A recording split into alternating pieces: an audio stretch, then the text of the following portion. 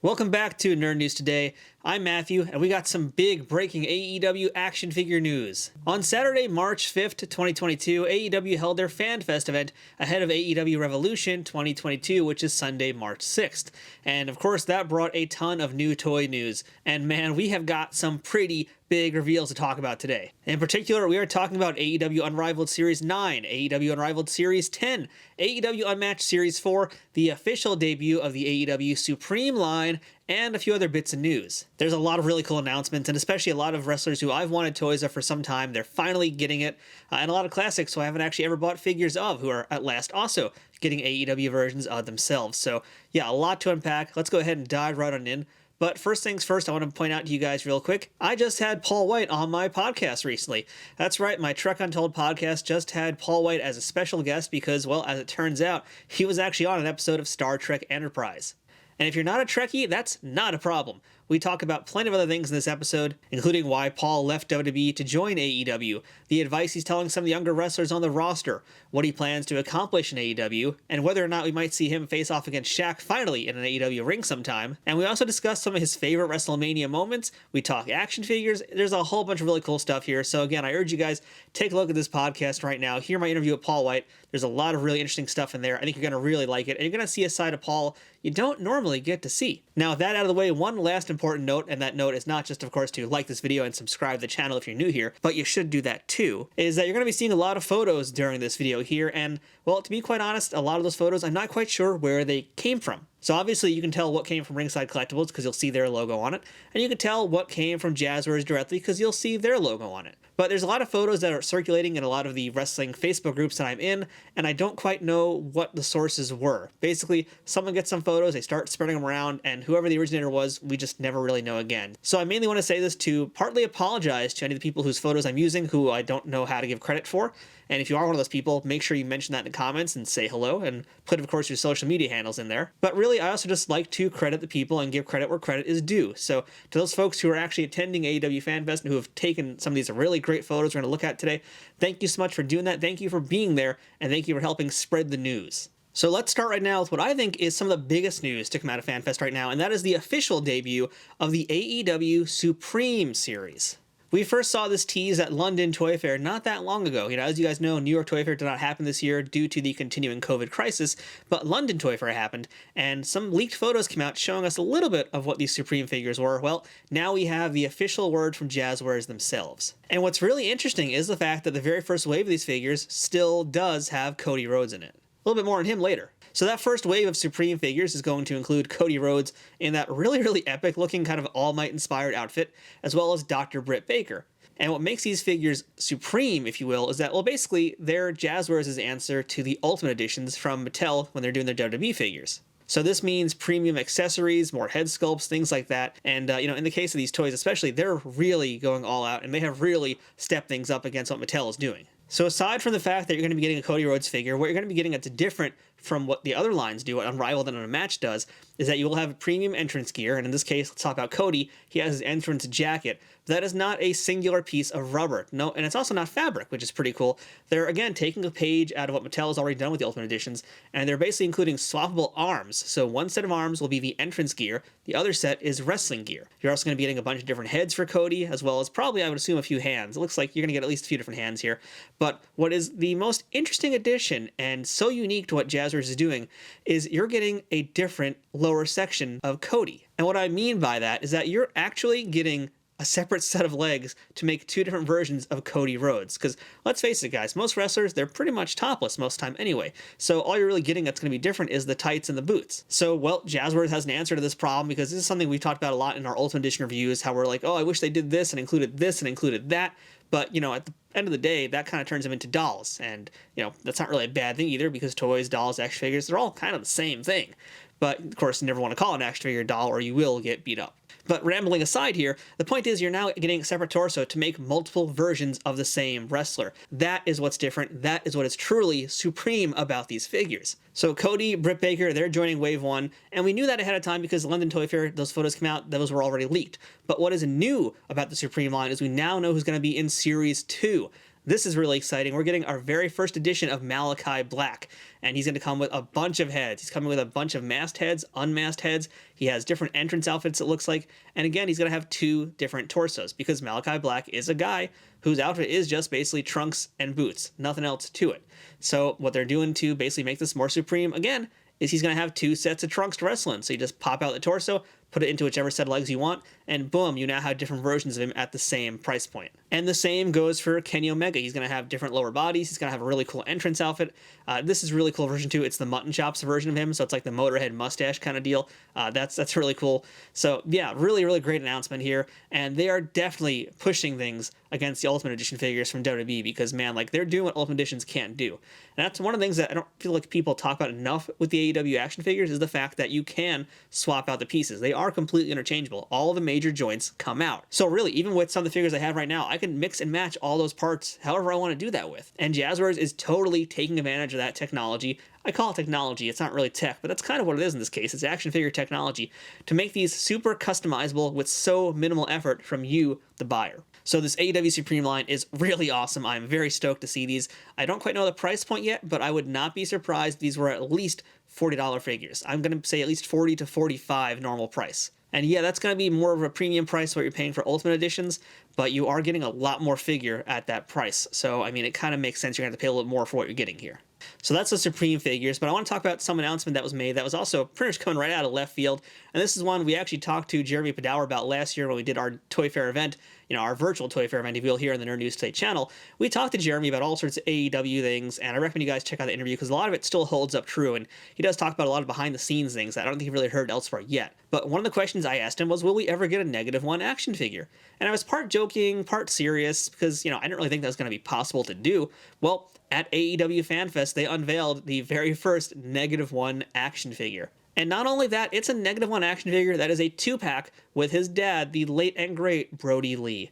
This is really cool. There's a video of it, in fact, from FanFest where you can see them presenting -1 with the action figure set for the very first time, and you can tell it's a very emotional moment. This poor kid doesn't quite know how to compute it, but he is definitely taken aback by it. It's hard to watch that video and not feel choked up in some way because it's really such an amazing thing, and what a great gift that they're giving to -1. The fact that he's going to always have that moment memorialized and just always there to remember his dad in this just beautiful way. So really, hats off to Jazwares, Jeremy Padawer, and to the entire team who made this possible. And yeah, it's a cool figure set. And what is especially cool about it is, well, the fact that you're getting a -1 action figure that is completely unique. And there is no way they're going to ever use this mold again because it's a mold of basically a 10-year-old kid. And I don't know how many 10-year-old wrestlers there are out there. I would say not that many. So yeah, you're getting basically a little figure of a little kid, which is so cool. And then you're getting with the Brodie Lee figure, which is actually the same Brodie Lee right now. You can see in my ring. It's going to be, pretty much the identical Brodie Lee. And it will also come with that red TNT Championship belt. So that's now going to be the 4th time we're getting that belt. So really the only thing that's going to be truly unique about that Brodie Lee is the fact that it has the white entrance jacket. So that is new. Otherwise, it is the same Brodie Lee. So if you got that one previously that I have here, cool, but we also know that was a very hard figure to get, so you do have a second chance. And this figure set is already up on Ringside Collectibles. It's an exclusive to them, and it is $60. So that is a tough price point, to be quite honest. I wasn't quite expecting that price point. I was thinking, small figure, maybe smaller price. I was thinking somewhere in like the 45 to 50 range, but no, it is a $60 2-pack. So, again, it's still cheaper than getting, I think, Brodie Lee right now off eBay or other places maybe, because I know the scalpers are going pretty nuts with that figure. So if you missed out on it, here's a chance to get a pretty good version. Actually, I'd say an improved version. You're missing the papers that came with the original Brodie Lee, but you're getting the entrance jacket, you're still getting the red TNT belt, of course, and you're getting -1. So, that's pretty awesome too. So let's move on now to AEW Unmatched Series 4, and I think the biggest piece of news about that is CM Punk is finally joining the series. And really, I say finally, but they really rushed him across the finish line to get him ready because, normally it takes a long time to get a figure done.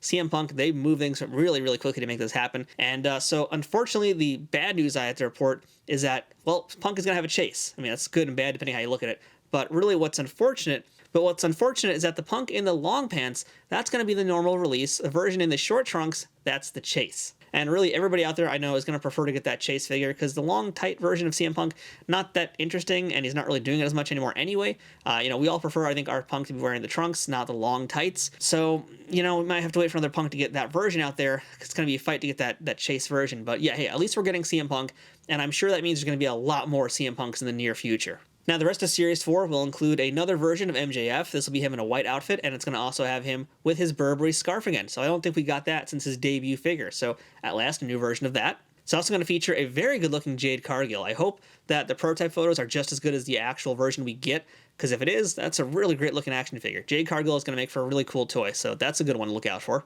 We're also going to get a plainclothes version of Hangman Adam Page. This one's pretty fun because it also includes a beer can. I like this figure a lot. It's got a lot of character to it. And there haven't really been a ton of AEW figures yet that are in their street clothes. So this is pretty cool to have. And again, coming full circle back to Cody Rhodes. Cody will have another figure in this wave as well. But what's different about this one is this is the first suited version of Cody Rhodes. Now, I've been pretty picky about my Cody Rhodes because I knew they were going to make a ton of him out there. So I didn't really buy every single one of them. I still have way more than I want to admit. But, I was being pretty picky and pretty choosy about it. This one, I'm into. I like the suited version of him, so I will definitely be picking that one up. And joining the Luminary subset of Unmatched, we're going to get a younger version of Chris Jericho. This is a very exciting bit of news here. It's a really cool, unique figure. It's going to be Chris Jericho from his Mexico run, where he was Lionheart Chris Jericho, or I guess as he was over there, I believe it's Corazon de Leon or something like that. So that's a really cool looking figure. Very unexpected, very nice to see it. Now moving on to AEW Unrivaled Series 9, and I'm pretty blown away by this. So Series 9 is going to have first editions. It's basically all first editions of everybody in this series, and that's what makes it very exciting. So we're getting Ricky Starks, we're getting Powerhouse Hobbs, we're getting the first AEW version of Christian, we're getting Eddie Kingston. Finally, I'm really excited for this figure. We're getting Brian Cage, and at last, Thunder Rosa, who I'm also super excited for. I cannot wait to get a ton of Thunder Rosa figures because she's had some really great comic book inspired outfits. I really loved her Wolverine one, in fact. And best of all, she is getting the chase in this. So you're going to get two different versions of Thunder Rosa. One of them is in blue. One of them has got this really cool black outfit. So yeah, there's a lot of potential for Thunder Rosa. But really, the entire line is going to be very good. The Christian face looks excellent. Christian, he looks like Christian. It's really great, the prototype that we're seeing here. Same thing with the Ricky Starks. Looks like it's going to be also a chase of Ricky as well, because it's going to be him dressed up as basically the fake Darby Allin, which is a really cool, really interesting variant to make. And Eddie Kingston's pretty cool too. Unfortunately, he doesn't really have a lot of different outfits to wear. I don't know how many different versions we're going to get of him, but I hope we get at least more than just this one. This is the Kawada-inspired gear that he wears most often. It's a really cool looking figure. I'm going to definitely getting two of these because I'm going to get one of those signed by him as well. Powerhouse Hobbs, I've got nothing bad to say about him. Brian Cage also, I've really been waiting for them to do a figure of him because I think he's such a pretty toyetic looking dude. So yeah, great line. I got the whole thing already pre-ordered. So yeah, I'm just waiting for it to come now because I cannot wait to do an unboxing video for you guys. So that's Unrivaled Series 9, but during Fan Fest, we also got our very first look ever at what's going to be in Unrivaled Series 10. And unfortunately, this series is 4 repaints and 2 original figures. Yikes, that's a bit of a problem here. So yeah, we're basically going to get repainted versions of Wardlow, of Britt Baker, of Jake Hager, and Miro. Now, to be fair, that first Miro they did was pretty god-awful. I have that one. I actually have not taken out a package because I think it's terrible. Maybe one day I'll get that one signed. This version here is the one to get, in my opinion. But as far as the new figures go, we're getting Andrade, and we're getting Taz in his commentary gear. So that's pretty cool. The Andrade is looking good. I guess it's going to have different head sculpts as well, so you could have him masked and unmasked. And the Taz is commentator Taz. So this is really our first time getting a commentator. Commentator or manager, depends how you want to look at the figure. I don't quite know how they're going to package it or present it, but it is Taz in the suit, so that's pretty cool to get. Now, as far as the repaints go, Wardlow is in his white outfit. It looks pretty good, actually. I thought the Wardlow figure from, I think it was Unmatched Series 3, I thought it was actually a really surprisingly good figure, and I recommend that one. So if you missed out on him, the white version is pretty great, too. The Britt Baker is also pretty good looking, I think, too. I think they did a good job painting up her head, making her look a little bit different.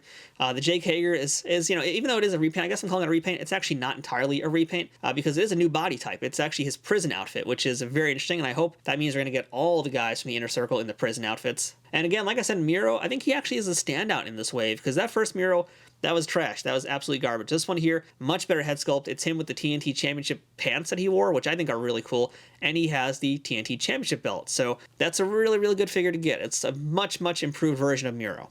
Some other figures we saw included digital renderings for Unmatched Series 5, and that includes the debut AEW figure of Shawn Spears, Sammy Guevara in the prison outfit, the first figure of Red Velvet, heel Kenny Omega in his splatter paint outfit, which looks really cool, Bryan Danielson's debut figure, which I've been waiting on news for, and this looks exceptional, and the long-awaited LJN-style Darby Allin, which was supposed to come in Unmatched Series 3, but due to some sizing issues, they had to push it back, and at last it's here 2 waves later.